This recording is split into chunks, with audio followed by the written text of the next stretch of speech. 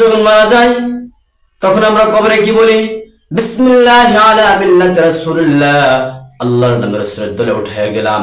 যেই মানুষটা বেঁচে থাকা অবস্থায় আল্লাহর হুকুম হাকাম মানলো না, রাসূলের আদর্শ মোতাবেক জীবন গড়ালো না, আর মরে যাওয়ার পরে আপনি আমি তার লাশটা যখন কবরে রাখলাম তখন আমরা বলি বিসমিল্লাহি আলা মিল্লাতি রাসূলিল্লাহ। এটা পড়ার মানে আমরা কি বললাম? আমরা আল্লাহর নামে রাসূলের দলে উঠাই দিলাম।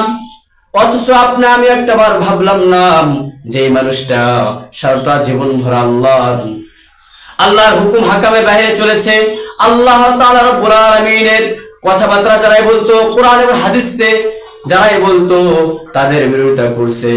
শুধু তাই নয়, নবী করিম সাল্লাল্লাহু আলাইহি সাল্লামের আদর্শ মোতাবেক তো জীবন গড়াই নাই, বরঞ্চ যারা এই যুগে চলতো, যারা চলার জন্য আহ্বান করতো, তাদেরকেও তারা গাল দিত। আপনার আমার জন্য এটা বলার কোনো প্রয়োজন নাই। তাদের জন্য এই কথাটি শোভা পায় যারা আল্লাহর হুকুম হাকাম এই পৃথিবীর বুকে মেনে চলেছে আর নবী করিম সাল্লাল্লাহু আলাইহি ওয়াসাল্লামের আদর্শ মোতাবেক জীবন গড়িয়েছে।